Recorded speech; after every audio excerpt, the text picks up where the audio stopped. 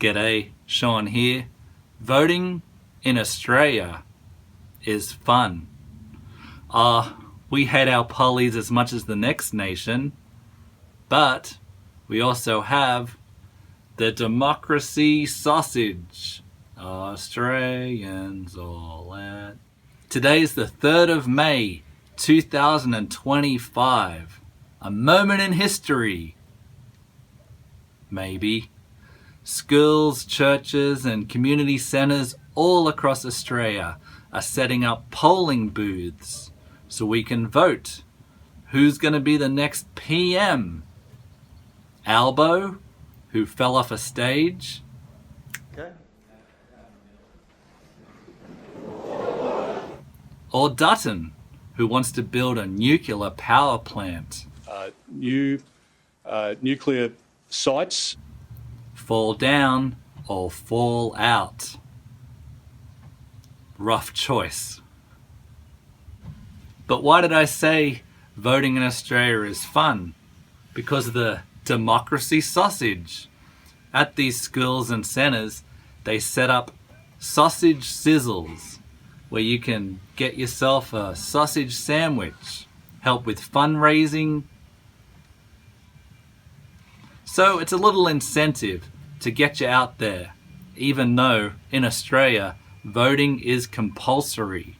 You'll get fined if you don't, which I kind of like, because then we get the leader we all voted on, theoretically. But also you get to be a part of Australia, everyone doing the same thing on the same day. Of course, almost 4 million Aussies have already voted early, so no sausage sandwiches for you guys. Now, instead of you watching me eat, which is the normal format of this program, I'm going to pipe you in on my old TV set here to election night with Channel 9's highlighted coverage of the 1990 federal election between Hawke and Andrew Peacock. This program is called Yeah, Nostalgia after all.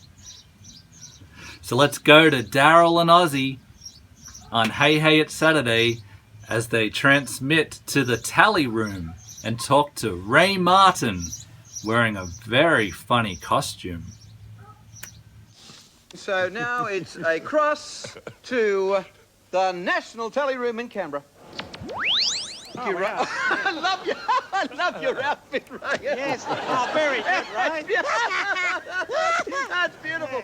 Ray, what's it like up there? What's the atmosphere like? I've got to tell you, if some people thought the campaign was boring, I don't think tonight's going to be boring. I don't have any nerves. Nothing has occurred today that would shake the confidence that I have. No, I'm not nervous at all. The die is cast now. I've given it my best shot during the campaign. Now we've just got to wait and see. On early results, Victoria is not good, but New South Wales and Queensland are great, and I think we are just going to get home. Does not good mean terrible? Yes. But the swing is on to the coalition, and at this early stage, our computer would suggest a win by the coalition by as much as 18 seats. See that I'm sweating, and it's for good reason. Things are very tight. First time we've seen you smile. Yeah, that's for about right. Well, you know, allow me a quick smile, yeah. The new House, as our computer predicted, has the coalition 69, Labor 48, the target 75. If that computer was right, I wouldn't be sitting here now with any sort of a smile on my face, and I am.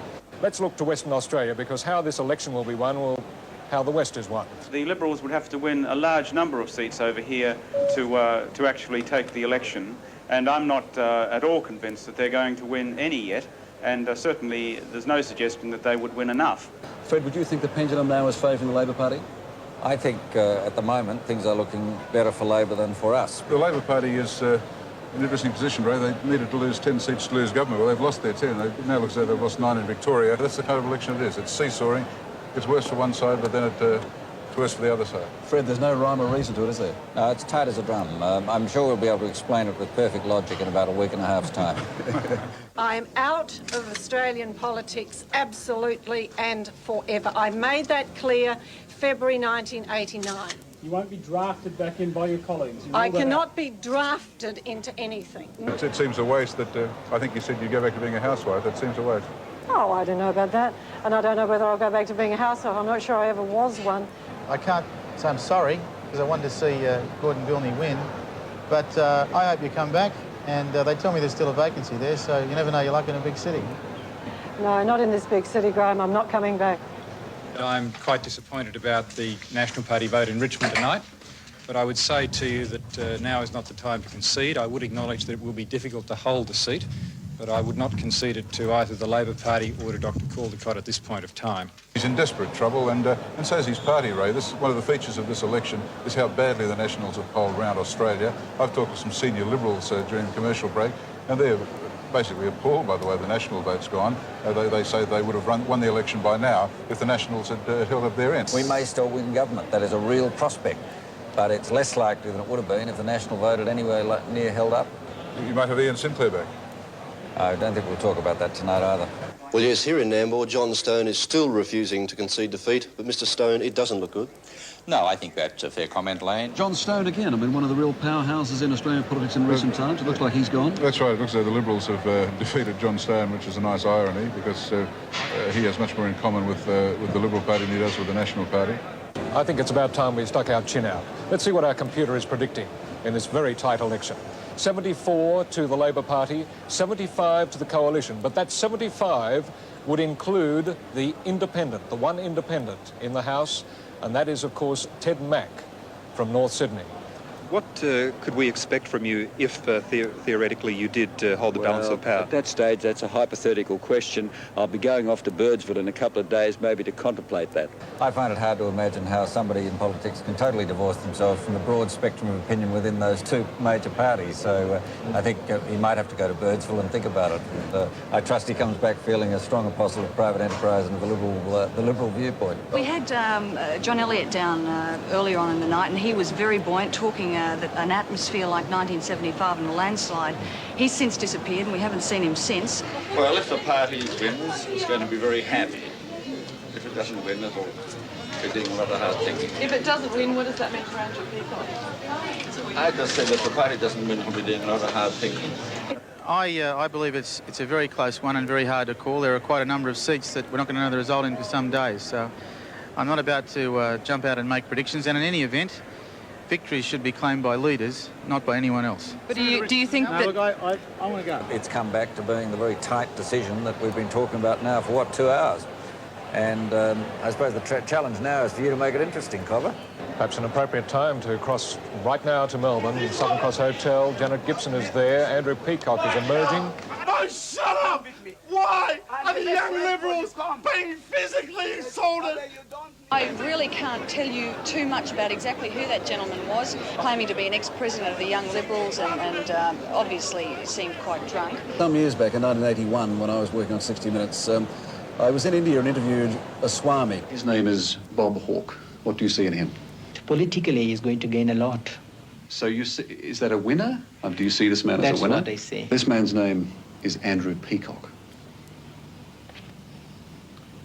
I see troubled days ahead of him. Troubled days, huh? Yes, and all self-created by his own tongue. And Ray Martin will shortly slaughter a chicken and we'll spread the entrails out. And see. Bob Hogg, last time I spoke to you, you were sounding a bit subdued. Are you quietly confident? I'm always subdued. It's just the nature. I think we'll get back, yes. I think we're still too close to call. I think there are still too many uncertainties in the equation, Ray. We're not going to know when we go to bed tonight who's got the majority, not for sure, and I don't think either side will be able to claim victory in any definitive way. I believe that I will be in a position to be called upon to form the Fourth Hawke Labor government.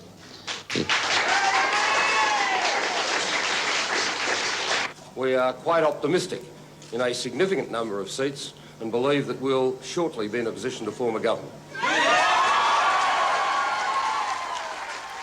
I think it's unwise to be premature ever in claiming victory. I mean, Andrew claimed that he won the debate, he won every week of the campaign, and he was going to win this election by 16 seats. I think it's always unwise to be too premature in judgment. I believe we're still in with a very, very decent chance, and I look forward to turning Australia around for you all in a couple of weeks' time. Unconditional guarantee that you will be Prime Minister in 3 years' time? In advance on 3.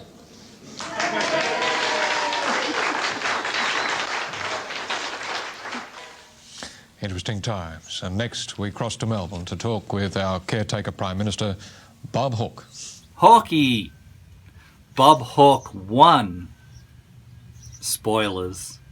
But that's what's great about election night. So unpredictable television. You have all these journos and politicians sitting around. No one knows what's going to happen. They have to fill dead air time. It's great. I love it. Love a good election night. Thanks Channel 9 for that one. Well, good luck, Albo and Dutton and all the other people who won our vote. Vote early and vote often. Hooroo!